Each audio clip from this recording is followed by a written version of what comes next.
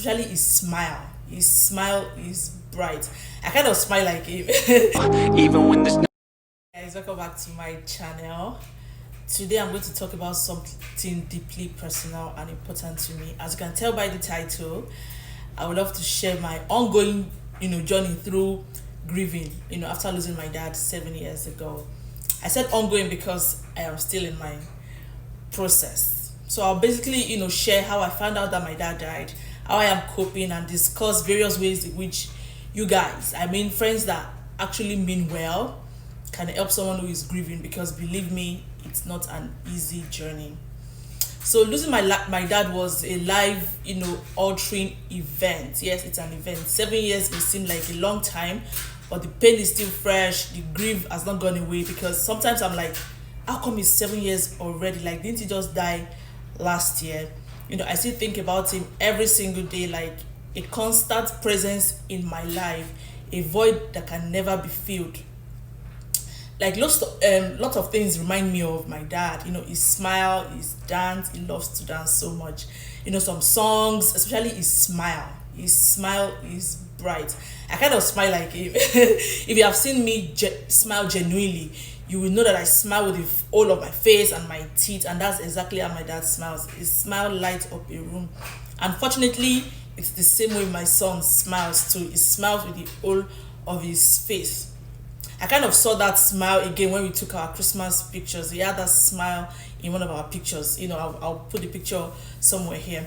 I remember the day that my mom, called me to share the news.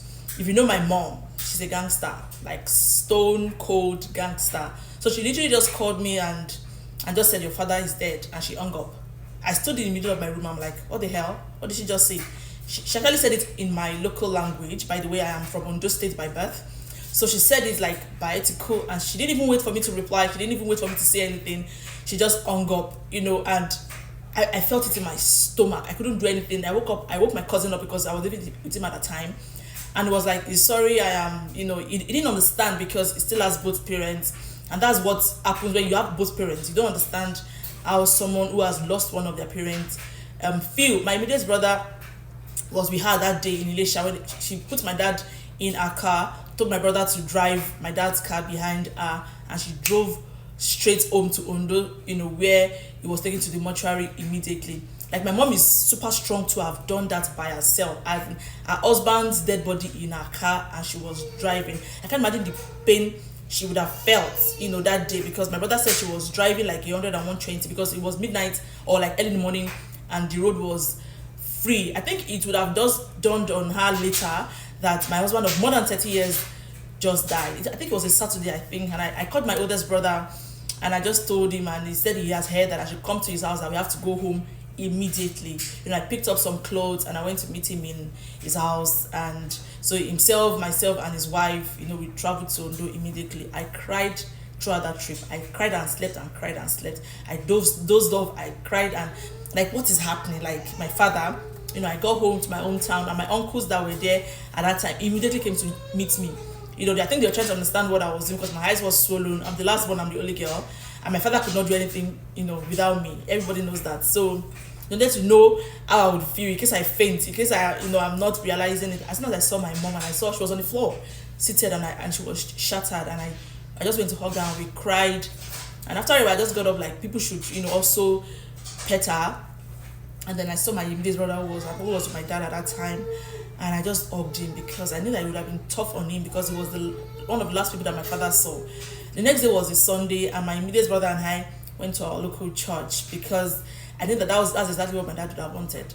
My dad was a pastor, so everybody, the pastor at that time announced it in church that, oh, his colleague is dead, and the kids are here, and after service, everybody hugged us, and then we left, because we were like, your father just died and you are here. I came back to work like 2 days after, to take a proper leave of absence, because regardless of what happens to you in your life, work continues, right? So then I went back home, I think that same week, and started the burial prep. I went to see my dad at the mortuary, and I saw his body moving. I think people don't die immediately, right? Or except I was the Lulu. Maybe I was delusional, but yeah, I think 3 weeks after he died January 14th, we went to bury him. Grief is just weird, because even your partner, your kids don't even know how you are doing. They don't know what is going on in your head, and that thing can affect, your life, everything you do. Maybe I need a therapist, right? I can't imagine what's going on in my brothers' heads right now, my 3 older brothers, because I remember one time my second brother wrote on Facebook that, he's not scared of dying anymore. Like, he's not scared of dying, that he witnessed the best thing that happened to him. His father, our father, our father was our friend. If you had watched one of my videos that I made with my brother, especially my eldest brother, we touched on it that my dad was like, we were tight, especially me, but like, of course, all of us were tight. We were not tight with my mom growing up, but now that she's the only one that we have left, everybody's, trying to manage her. I'm sorry, mom. But like, we're tight with my dad. We're not close to my mom. I said maybe my second brother was close to my mom, but we're not close to my mom. We're so close to my dad. So he wrote on Facebook that he's not scared of dying. He has 2 kids, right? And that the only thing that is worried about is seeing his 2 children feel what he's feeling right now, and it's not a good feeling. Yeah, I think that my dad was sick when he died, but he's like, nothing scares him anymore. And everybody that knew that my dad that died messaged him. I was like, Tosin, please, like, this is too deep. Like, are you okay? What's going through your head? And then when I went to Nigeria 2 years ago, when I spoke to my eldest brother, he was like, do I remember that message that Tosin put on Facebook?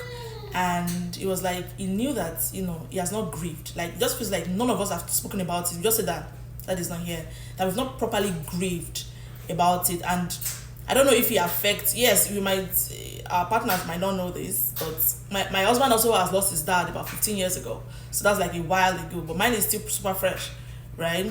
Even my brother's wife, our first one's wife, has lost her both parents. So she's an orphan now, and I'm sure she's also not doing okay, right? Maybe there are things that remind her of her mom or her dad. Her dad was a really sweet man, so I met him. He was a really sweet man. And my second born's wife too lost her dad recently. I can imagine that she's not doing okay. So all of us have grief around us. Especially, I'm talking about my siblings, now I'm talking about the whole world, right? But even the whole world, people that have died, friends, family, somebody. How are you people really coping? Like, I'm not coping, no. I'm not coping. When I see some things, I just remember my dad. When I see a man on the road with the same height, the same body structure, my dad likes to iron his jeans, with the same ironed jeans, with the same white hair, with the same fair face and smile. I think about my dad a lot. Like, how come? Like, why? How?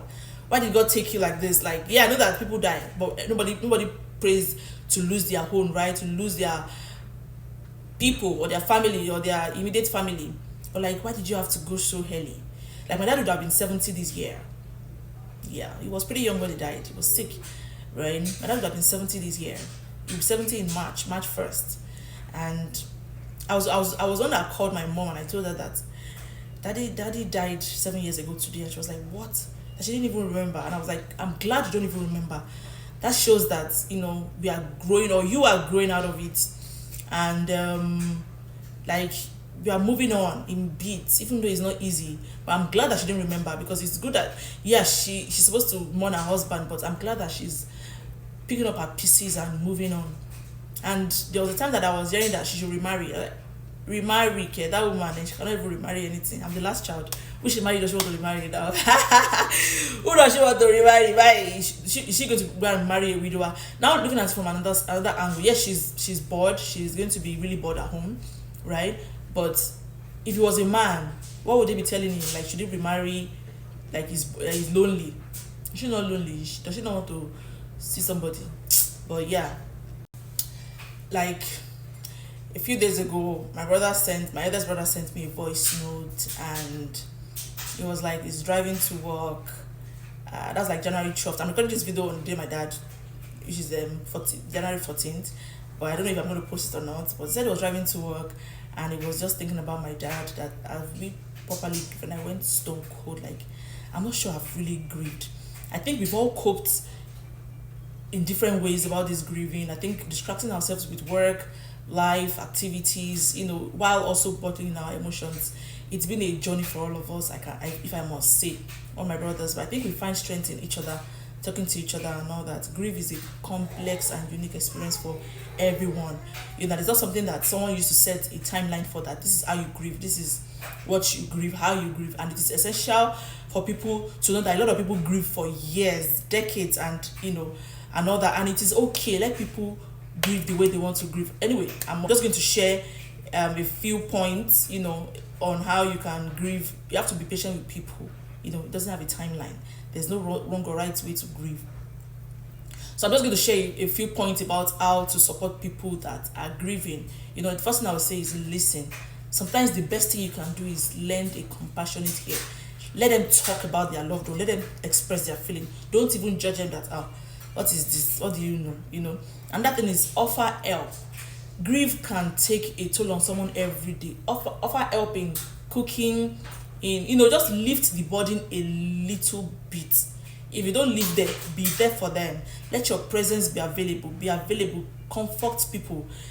Provide security for them that, okay, your dad is gone, I'm a friend, I will be there.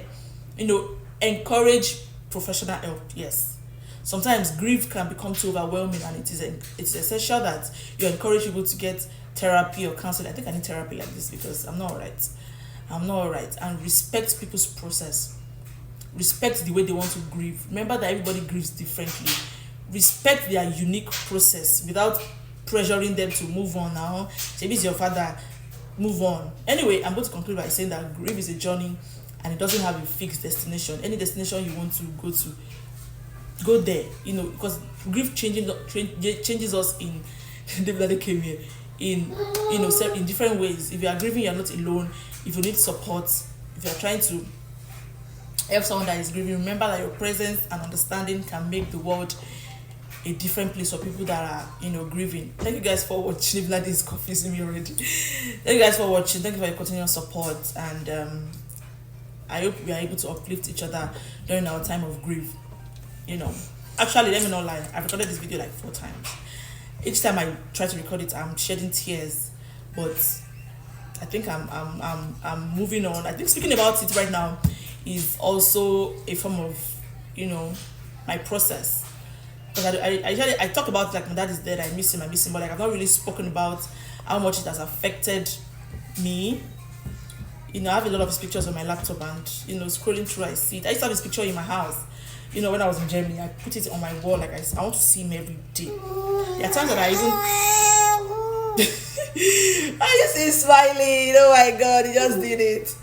So I put his picture on my wall every day, and I'm like, I want to see you. Appear to me in my dream. Appear to me one way or another. But I know he's there. I know he's listening. I know he's